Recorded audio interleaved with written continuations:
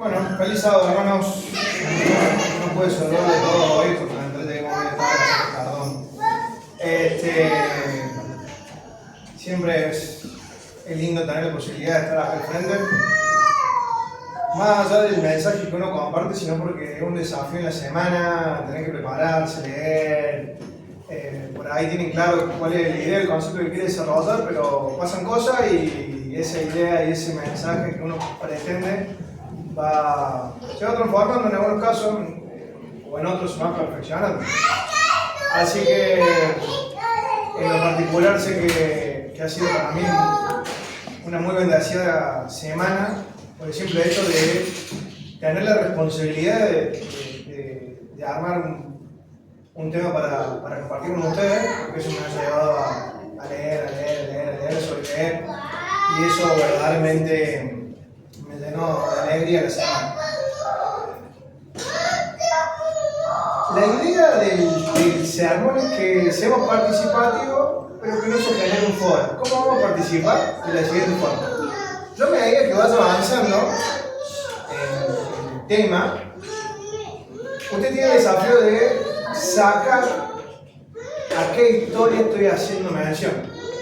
Entonces, a medida que lo vaya desarrollando, en silencio, buscan y cuando encuentren la historia, levanten la mano. El que no pueda levantar la mano, con el pie hace un buen pedacito. Vamos a ver cuánto de lo acá presente podemos llegar a descubrir de qué historia estamos hablando. Yo creo que todos la vamos a descubrir, explico por qué. Yo de los 5 años que conozco la iglesia, creo que esta historia la he escuchado una vez por mes durante 34 años. Así que creo que todos hemos pasado por lo mismo. Como dice el dicho, lo que el chico se aprende de grande no se hace. Así que en principio vamos a utilizar un poquito la imaginación para ponerlo en situación. ¿Sí? Estamos en el siglo I, estamos en Galilea. Galilea es una región que se encuentra al este del mar de... ¿El mar de qué? El lago se llama Genesaret y el mar se llama Galilea. Muy bien, Margot. Lo había dicho. Eres capciosa. En esta región es muy parecida a lo que encontramos acá en Altagracia. Tenemos un territorio más bien pedregoso, agreste, con algunos cerritos que no son muy altos, pero que se dejan ver. En esta zona hay un clima mediterráneo, principalmente porque está al lado del mar de... Muy bien. Y tenemos dos estaciones bien marcadas. Una es el invierno, que es más preponderante, que más o menos va de noviembre a mayo. Tenemos temperatura baja, pero no extrema, y una época de mucha lluvia. Y por otro lado, tenemos el verano, que dura el resto de los 5 meses, donde normalmente es una época bien seca y de temperatura muy alta. En este siglo I, una de las principales actividades económicas que tenía la zona era la agricultura. Y por las dificultades de la tierra, por decir bien pedregoso, mucha montañita, esta actividad se hacía de forma media rudimentaria. Como hacía la persona, en este caso el sembrador, iba esparciendo la semilla. Lo primero que dije fue el silencio, levantar la mano. Pero bueno, hay que buscarlo también, a ver dónde está.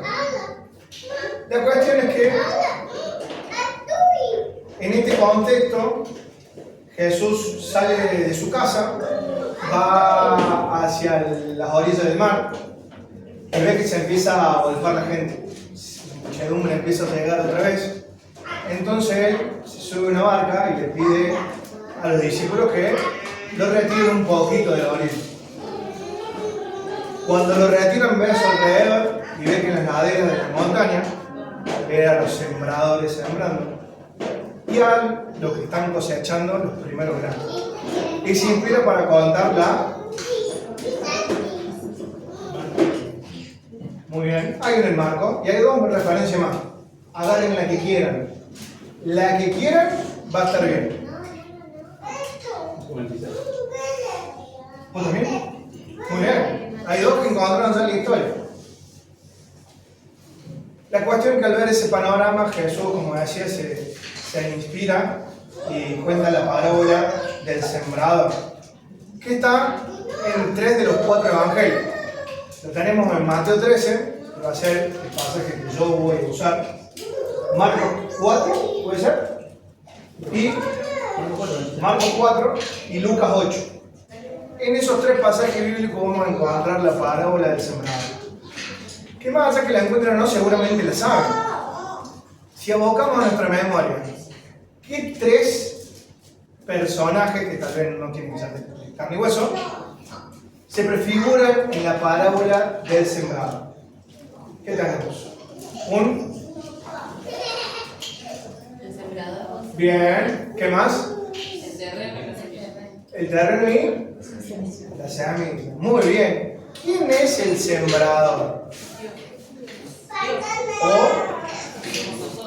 Bien. ¿Qué es la semilla?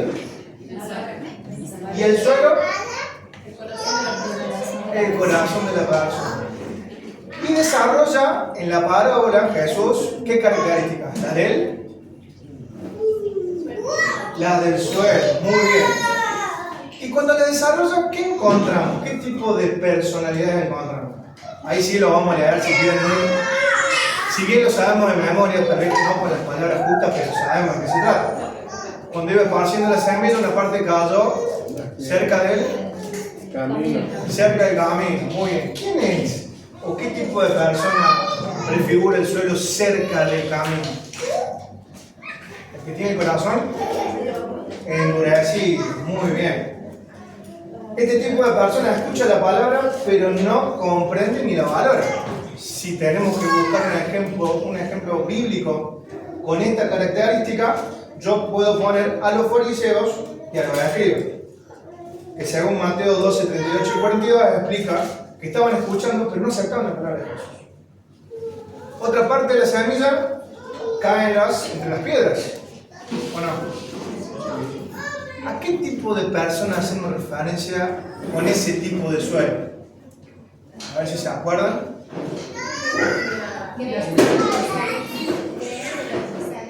Creen, pero después se alejan. Muy bien, yo acá me puse emocionales, pero sin compromiso. Aceptan la palabra, pero en la primera cuestión media complicada.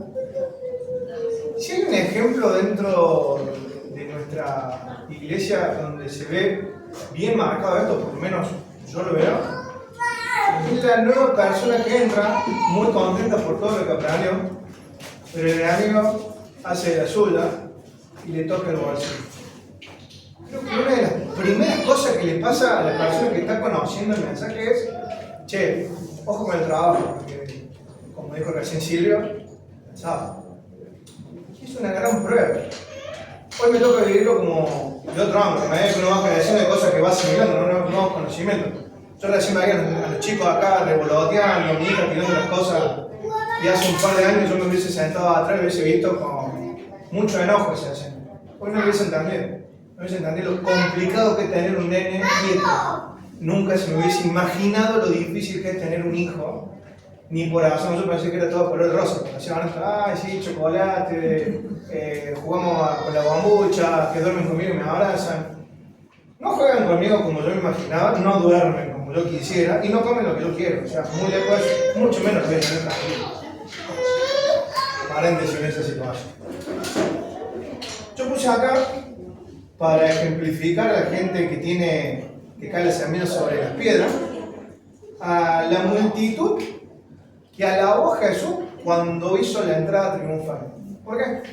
Porque mucha de esa gente también pidió que lo crucificaran. Arriba. Tenemos otro tipo de terreno, la semilla que cae entre las espinas. ¿Qué tipo de persona hace referencia a este suelo? Creo que es más difícil de todo.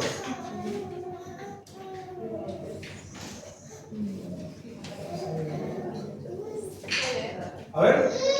Dice que el que pasa del espino tiene que darle la palabra de este ahora la palabra y quedan sin palabra. Gracias. ¿Qué referencia bíblica es esa? ¿Qué es la Biblia? Mateo 13, 22. Este tipo tipo de persona se encuentra confundida, perdida por los afanes del mundo. ¿Sí? Seguramente creen el mensaje, pero hay cosas tan fuertes que lo siguen agarrando de tierra. Y a mí se me viene a la cabeza un ejemplo claro en la Biblia. Para mí es Juan Rico, que cree en Dios, acepta, de hecho él dice que guarda todos sus mandamientos. Pero cuando le dicen, bueno, ahora tenés que dejar todo y venirte, duda. Y por último tenemos la buena tierra. ¿Quién es la buena tierra?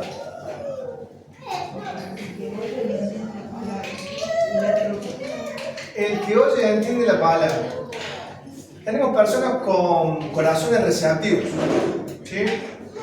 Que no solo reciben, sino que a la hora de la prueba no se alejan, y que tienen la capacidad de decidirse por Dios. Entonces, no ven lo que tienen que dejar de lado para avanzar. ¿Sí, Juli? Acá en Marcos dice, oyen la palabra, la reciben y dan frutos. Oye la palabra, la reciben y dan frutos. Mejor imposible. Un ejemplo bíblico de eso, para mí el más fácil, son los discípulos. Pero no solo los 12, sino los que están en Hechos. Cuando dice que estaban unánime y perseveraban en oración y que día a día se añadía más gente a esa iglesia primitiva. ¿Y cómo no se añadía? Ahí explican todo lo que dejaban. Vendían su casa para el bienestar de todos. La única preocupación era crecer espiritualmente. Sin duda alguna, todo esto que estoy diciendo no es nada nuevo. Tal vez nos tome un tiempito más, agarrar, no podemos saber todo de memoria, esa es la realidad, buscar el versículo, leerlo, recordar, pero a medida que vamos avanzando, vamos acordando de esta palabra, ¿no? Sabemos a la perfección qué quería mostrarnos Jesús con esta palabra. ¿Qué nos quería mostrar? ¿Qué quería enseñar Jesús con esta palabra? Podemos ser nosotros cada uno de estos personajes. Exactamente. Cómo el ser humano reacciona en forma distinta al mensaje de Dios. Cómo la condición de cada uno hace una respuesta completamente distinta a esta semillita. Y hasta ahí todo fantástico y todo lo sabemos. Pero cuando nos ponemos a leer un poquito más, y acá va esto que hacía relación a una medida que va creciendo, como nos tocó leer hoy con los chicos, que decía que Jesús crecía en sabiduría y estatura, uno va creciendo y va adquiriendo las cosas que escucha, nuevas herramientas para darle una mayor profundidad al estudio de la palabra, ¿no?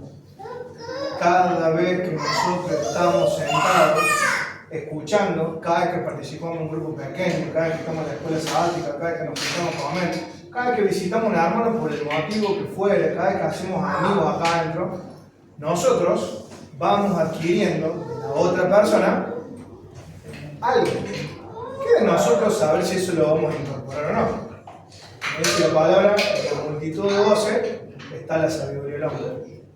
Captando todo, no. Reteniendo lo que es bueno, desechando lo malo. Entonces yo mientras iba leyendo le veía a mi sobrina que estudiaba y de lo cual estoy exageradamente orgulloso de algo que tengo que controlar porque es un orgullo que tengo terrible. Veía estudiar y veía lo que estaba estudiando y decía qué complejo con todo eso, si eso lo quisiera explicar a otras personas no podría. Tal vez sería para la otra persona muy complicado entenderla, porque para llegar a esa materia que pasa por 4 años de ingeniería química y saber un montón de cosas. Entonces el mensaje que yo estaba preparando para hoy lo rompí porque no va a pasar. Y me acordé de los chicos que están con Richard, y me acordé de mis hijos, y esta situación de que mi señora entra y sale, y que la Ale entra y sale, y que Richard entra y sale. No porque quieren entrar y salir, es porque lo hacen para que acá haya un ambiente un poquito más decoroso. Porque tenemos sueño, porque hizo mucho calor, porque tal vez no desayunamos. Entonces dije, hay que traer una historia que todos conozcan. ¿Qué historia más conocida que la parábola de Sicab? No le encontraba profundidad. Hasta que volví a leer el versículo de Mateo 13:3 y el 13:8. Y los analicé. Jesús habla de sembradores que están ahí, que posiblemente la gente que estaba escuchando conocía mucho a esos sembradores porque eran lugareños, los veía sembrar y a partir de eso Jesús larga la parábola. Y mientras larga la parábola, toma las enseñanzas de lo que la gente sabe de eso, respecto a la siembra, que va a tirar la semilla y que alguna parte de la semilla no va a crecer y otra sí. Y hace poco, en el 13.8, sobre la ganancia que va a tener la semilla que cae en la tierra. Pero no cuenta la pérdida que va a tener por la semilla que no va a germinar de forma correcta, que no va a dar. Y dice que esa semilla que cae en una tierra va a dar fruto a 100, a 60 y a 30 por uno. Yo dije, no hay tantas veces eso que tengo que buscar qué significa que rinde a 100 por uno. No tenía idea a qué se refiere. El famoso rinde. En esa época, en esa región se sembraban, entre otras cosas, un tipo de trigo, que no me voy a poner el nombre, lo voy a buscar, que se llamaba espelta. Es un trigo bastante particular, que el rendimiento normal es de 7 a 10 a 1. Y dicen cuando rinde entre 7 y 10 es un buen rendimiento. Y Jesús acá nombra que esa semilla que está pasando esa persona en esa tierra, que rinde entre 7 a 10 como cosa extraordinaria, va a rendir 100 a 1, 60 a 1, 30 a 1. O sea que va a tener un rendimiento extraordinario. Le dije, bueno, ese rendimiento está bajo era de la época. Busqué en la página de internet, checo el rendimiento de hoy. Un buen rendimiento excelente es de entre 15 a 30. Eso estaba hablando de triplicar prácticamente eso. Dije, bárbaro, estaba hablando de un rendimiento sobrenatural. O sea, no puede ser. Y cuando Jesús dice esto, la gente que estaba ahí escuchándolo prefigura a los sembradores y sabe que la mayoría de los sembradores no son dueños de su campo, sino que son arrenderos y que por ende tienen que tributar 2 veces, a Roma y a la ley judía.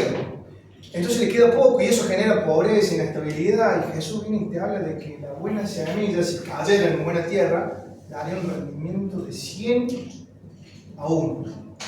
Entonces digo, acá hay algo más. Y veo Mateo 13.3, que sí voy a pedir el que lo tenga que lo lea. Dice algo en mi Biblia, la mitad del versículo está con negrita y la otra mitad está con rojito. O sea, el que está en rojito quiere decir que son palabras de Jesús. Si alguno tiene una versión similar a esa, sería bueno que lo lea y que haga énfasis en la parte roja. Y les habló muchas cosas por parábolas diciendo: he aquí el sembrador salió a sembrar. Es todo lo que sabemos del sembrador. ¿Qué hizo el sembrador? Salió a sembrar. Entonces, como Sherlock Holmes, me puse a investigar qué quiso o qué podría haber implicado salir a sembrar. Y me marqué algunos puntos. Lo más obvio, ¿qué hizo el sembrador? ¿Qué hizo? ¿Qué hizo? Salió. La tierra no se preparaba, por eso parecía una mano. No había arado. Por eso se sembraba mano. La tierra no se prepara. Acá Jesús nos dice que el sembrador salió. Si salió, ¿qué implica? Que estaba en otro lado, que estaba al resguardo del clima, por ejemplo. Estaba en un lugar cerradito o no. O sea, el sembrador sale. No quiero decir de su comodidad porque no puedo decir que era más cómodo dentro de casa, pero tal vez en mi caso, yo decía de la comodidad de mi casa. Sale, el sembrador sale. ¿Qué implica salir para este sembrador? Implica que tiene un propósito, no sale porque tiene ganas, sale porque tiene una responsabilidad que cumplir o no. ¿Qué iba a hacer? Y cuando sale, intuimos que conoce a dónde va, ¿o no? Sale con la intención de sembrar, va a un campo, conoce el campo. Si conoce el campo, sabe cómo regar. ¿Vamos de acuerdo hasta ahí? ¿Qué más nos dice? Que esparcían a mano, pero como el territorio era medio complicado, complicado para esparcir. Yo me imagino que tenía una técnica, no debe agarrar, tirar así, para acá, por allá, tirar para arriba la mancha. Debe haber tenido una técnica. ¿Estaba preparado para sembrar o no? Yo me puse a ver en internet cómo se siembra más. No es como yo me lo imaginaba. Es bastante más complejo. Hay que tener una paciencia para hacerlo. Un ojo, y hasta diría una puntería, un tacto para agarrar la cantidad justa y no desperdiciar. La profundidad también de la tierra. Es muy importante la profundidad. Pero acá no hay profundidad en tierra, porque el terreno no se prepara, no había arado, se tiraba. Esta semilla se tiraba y caía en el suelo, y el suelo hacía lo que tenía que hacer. Esta persona, que aparte de tener la habilidad de conocer dónde iba, asumía el riesgo, ya sabía que había piedra, que había espinas, que había el límite del campo, porque otra cosa que yo me di cuenta, yo siempre había asumido que la semilla había caído en el camino, no cayó en el camino, cayó cerca del camino. Yo siempre me quedé con que cayó en el camino, y no cayó en el camino, cayó cerca del costado. Entonces, él sabía los riesgos, que muchas de esas semillas posiblemente no iba a germinar, conocía los riesgos, pero era entusiasta porque sabía que una parte sí iba a crecer. Porque imagínense si una persona va pensando que va a perder y posiblemente ni salga. Todo lo que plantamos recién no tiene sentido porque no hubiese salido. Yo era un tipo entusiasta que ya iba a hacer el trabajo, estaba dispuesto a hacerlo porque entendía que aparte de perder podía ganar. Y por último, estaba preparado. ¿En qué sentido?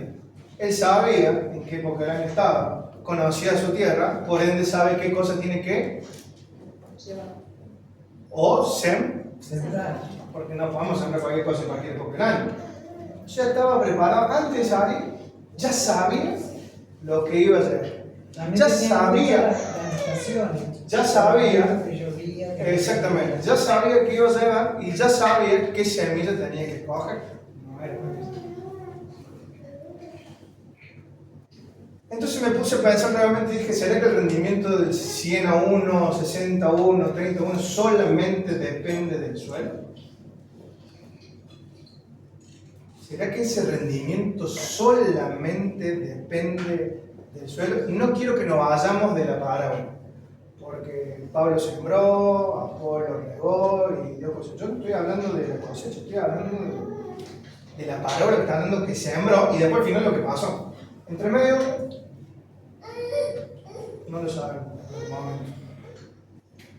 Vuelvo a la pregunta, ¿será que ese rendimiento se da solo por el suelo? No se da solo. Y volvemos al principio.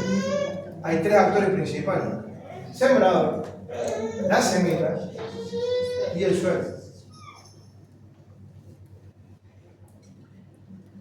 Desde que yo tengo uso de razón adentro de la iglesia, siempre nos hemos preocupado, y yo soy uno de los que ve con mucho dolor, que la iglesia no crece como quisiéramos que creciera.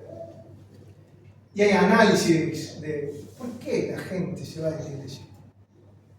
Y el análisis es muy valedero, ¿no? Hay gente que estudia para tener ese dato.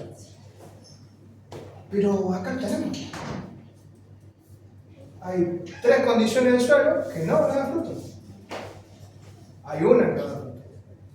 Pero además, el fruto que va a dar se va a multiplicar tanto porque la semilla es buena. El sembrador sale a sembrar, conoce la semilla que va a ser. No la desconoce. De hecho, la conoce tan bien que el sembrador agarra la semilla. Hoy en día hay una carrera que se llama perito en grano. Clasificador de grano, gracias. Agarran los granos y ven, identifican cuál es el grano bueno y cuál es el grano malo. Un poquito leí al respecto y ven, por ejemplo, la genética del grano, que no tenga mezclas, dice. Dice también que no tiene que estar enfermo, dice que no tiene que tener hongos. Dice también que no tiene que estar sucio. Cuando lo sacan lo lavan para que no tenga paja en el resto de otro grano. Y también dicen que buscan granos uniformes. ¿A qué hacen un uniforme? Yo dije, che, mostrame a qué te referís con uniforme. Y básicamente que no sean como una tortuga, que sean redonditos, que tengan buen peso. Todo eso hace a que el campo rinda de la forma que tiene que rendir.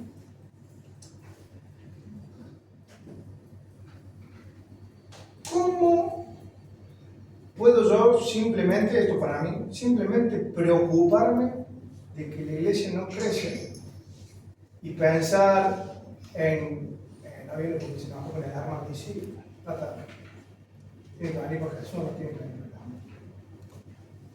Oh, che, vino el sábado y ahora que toca trabajar el sábado no viene más a la iglesia. Y uno le empieza a clasificar sin querer cayendo en el tipo de suelo esa persona. Y me pregunta, ¿qué semilla hemos plantado nosotros? ¿Hemos estado preparados con la semilla correcta para ese suelo?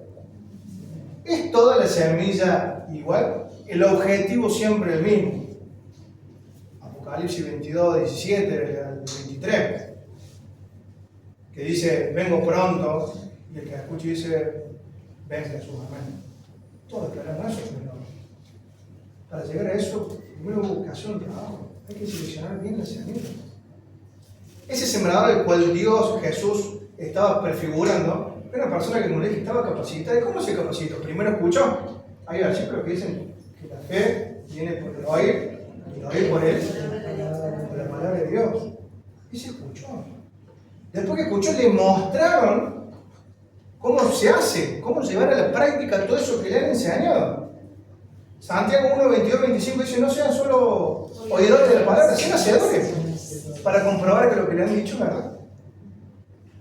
Y después de eso, como si fuese poco, te dice, llevarlo a la práctica. Todo eso que hiciste ahora lo tenés que someter a juicio. No te podés quedar solamente con lo que te dijeron e hiciste. Ahora tenés que comprobar la palabra. ¿Que eso es verdad?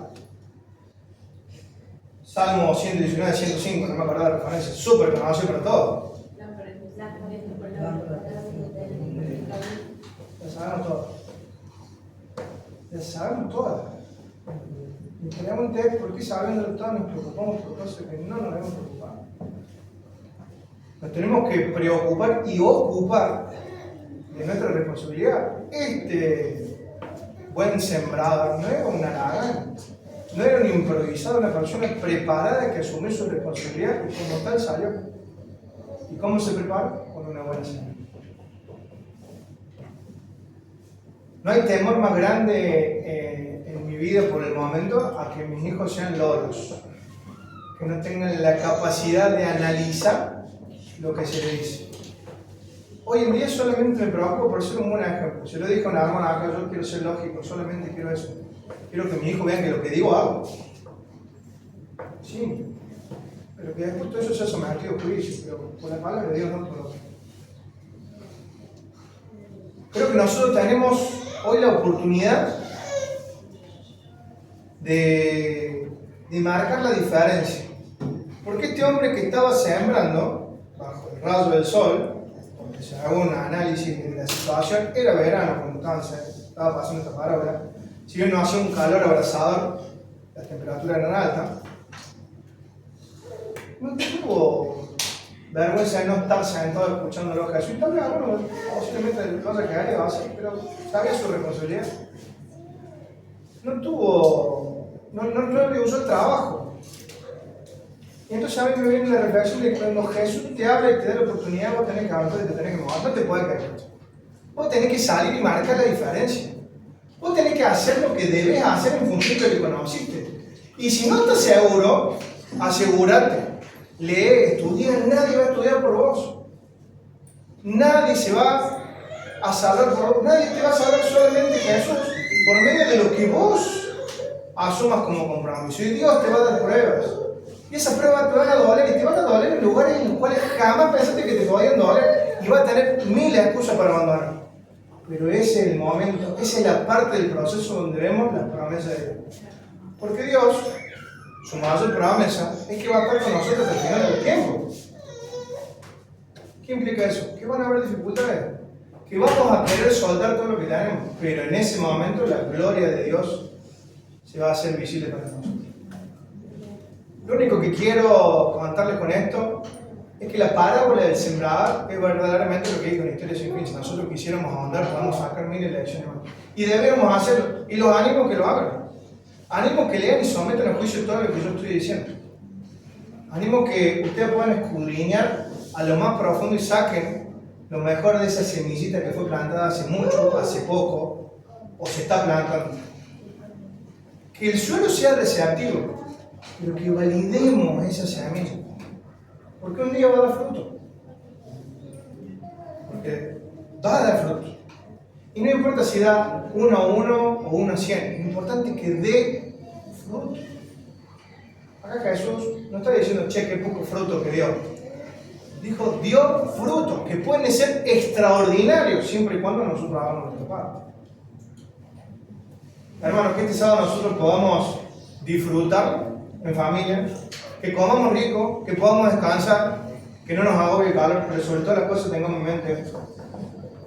Nadie nos va a dar crecimiento, nadie nos va a dar la salvación, solo Jesús. Y para eso hay que conocerlo. Porque de nosotros va a depender que otro pueda llegar a tener ese fruto que necesita para crecer.